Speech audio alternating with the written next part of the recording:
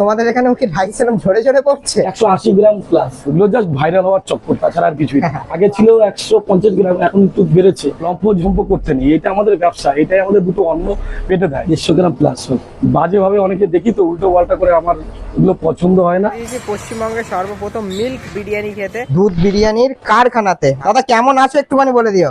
ভালো আছি ভাই, খোয়াকি টকির সমস্ত কিছু ইনগ্রিডিয়েন্টস এর মধ্যে দেওয়া রয়েছে। আমাদের মটনের পিস গুলো দেখো, প্রায় 180 গ্রামের উপরে এক একটা মটনের পিস। 180 গ্রাম প্লাস, আগে ছিল 150 গ্রাম, এখন একটু বেড়েছে 180 গ্রাম প্লাস।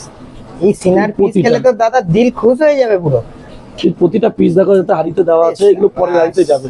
চিকেন 150 গ্রাম প্লাস। আচ্ছা আচ্ছা, বাপ রে দাদা, এটা হাতের ট্যাং দাদা, এই কি বড় বড় 150 গ্রাম প্লাস। আচ্ছা, এটা কি ফ্রাই করে তারপর করা হচ্ছে নাকি স্টক করে? চিকেনটা ফ্রাই করে, চিকেনটা ফ্রাই করে করা হচ্ছে, আর মাটনটা বয়েল করে করা হচ্ছে, তাই তো? আচ্ছা হ্যাঁ, দুধ বিরিয়ানিটা রেডি। আচ্ছা, এখন কি এই রাইসটা বয়েল হয়ে গেল, তাই তো? বয়েল হয়ে এখন ওই হাফ বয়েল হয়েছে, পুরোটা হয়নি। আচ্ছা আচ্ছা আচ্ছা, এটা আস্তে আস্তে দিয়ে। বাহ, এটা কিন্তু সুন্দর স্মেল আমরা কিন্তু এখানে পাচ্ছি। মানে বিরিয়ানি অনেক জায়গায় আমরা কারখানাতে ঢুকেছি, বাট এইরকম একটা অথেন্টিক যে স্মেল, এটা কিন্তু আমি পাইনি। বাহ, দারুণ। তোমাদের এখানেও কি রাইস এরকম ঝরে ঝরে পড়ছে?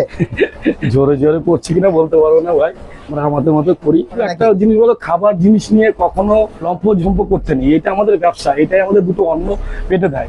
এই বাজে ভাবে অনেকে দেখি তো উল্টো পাল্টা করে, আমার এগুলো পছন্দ হয় না। ঝরে ঝরে পড়ছে, লাফাচ্ছে লাফাচ্ছে, অনেকে তো করে। ওগুলো জাস্ট ভাইরাল হওয়ার চক্কর, তাছাড়া আর কিছুই না। দেখো, খাবারের যদি গুণমানটা ঠিক থাকে না, তাহলে এমনি সে খাবারটা ভাইরাল হবে। দেখো, আজকে আমি ইউটিউব বলে না, আজকে 10-12 বছর, টোটাল এই 13 বছরে পড়লো। ঠাকুর আশীর্বাদে ছোট থেকে পুরো একটা ছোট ভাড়া ঘর দিয়ে আমি স্টার্ট করেছি। আজকে দেখো, এত 2 কাটার পরে এত বড় এসি রেস্টুরেন্ট, সম্পূর্ণ মায়ের আশীর্বাদ ছাড়া কিছুই হয় না।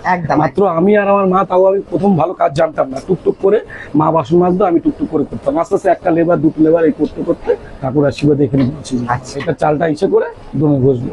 আচ্ছা, বিরিয়ানি মোটামুটি দম হবে কতক্ষণ, মোটামুটি টাইম লাগবে তাও? 45 মিনিট। পাশে যে দুধের স্টকটা করে রেখেছো, এটা কি এর উপর দিয়ে দেওয়া হবে নাকি ভিতরে দেওয়া? না, এটা ভিতরে দেওয়া আছে, উপরে আর যাবে না। আচ্ছা, এটা হচ্ছে পরের স্টেপ বাই স্টেপ যে হাড়িগুলো নামবে, সেই হাড়িতে দেওয়া হবে। আচ্ছা আচ্ছা।